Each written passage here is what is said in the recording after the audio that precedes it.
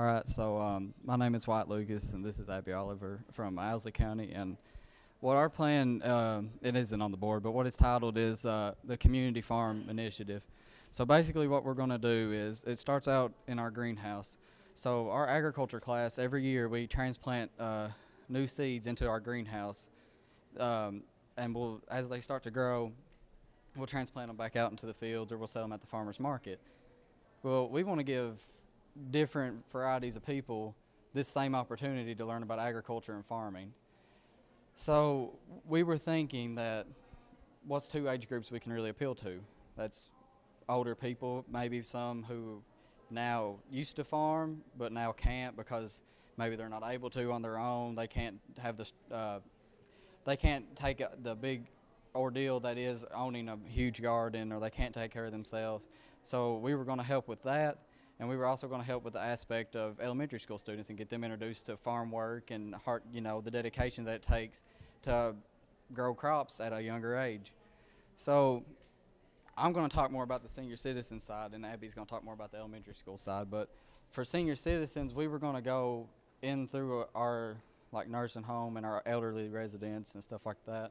And for those people who want to be a part of this program, we are going to get them at the high school. There's going to be like a ag fair day, and this ag fair day is going to encompass what our program is. We're going to have people with 4-H and FFA and agriculture teachers and leaders in our community talk about the program, and we're going to have these people kind of introduce everybody to what they're going to be doing.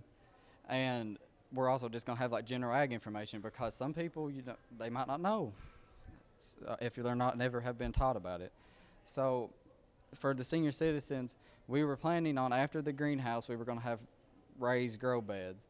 So that's what we're going to use most of the grant with. We're going to make these raised flower beds, so it's easy access.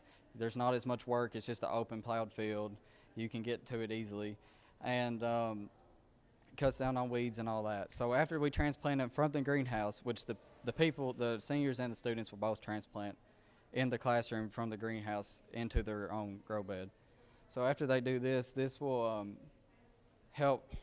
It helps them keep going. It keeps showing them, because I have been to the nursing home and I've made a raised flower bed there myself, and I just seeing they go out there and they smile and they're so happy to just be out there watering vegetables and growing their own stuff again. It's amazing to see how big of an impact that makes on them.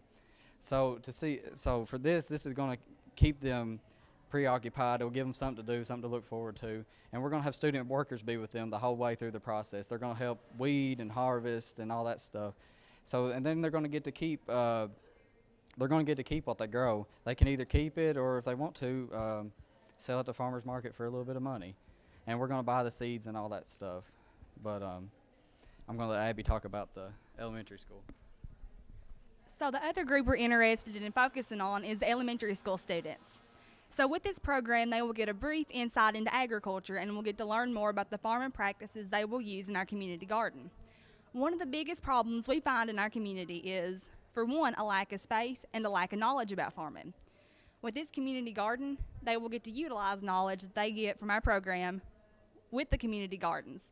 They will also have a student worker who will assist them, and their families will assist them as well if they would like to. At the end of this program, we would like to have a dinner for the families of these students, where the students will help prepare the meal will help prepare what they've grown in a meal along with the food service at our school. This meal will then be served to their parents, and they will get to see all the hard work their kids have done with this program.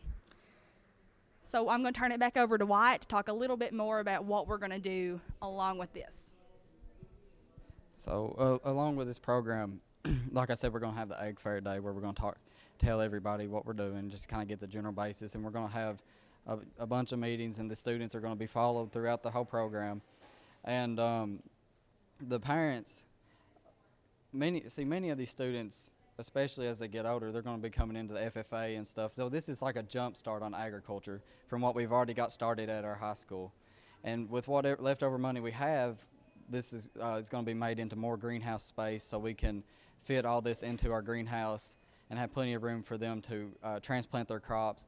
And honestly, it's going to be, when you get students out there to work like that and stuff, that proves their hard working skills from an early age. It gets them focused on stuff. It gets them dedicated, and it teaches all these good morals and life skills that they're going to be able to use for the rest of their lives. And for the elderly people, it's going to keep them doing something that they've loved to do their whole life. And we have many elder farmers that I know would love to do this. So thank you all for listening. Any questions? Okay.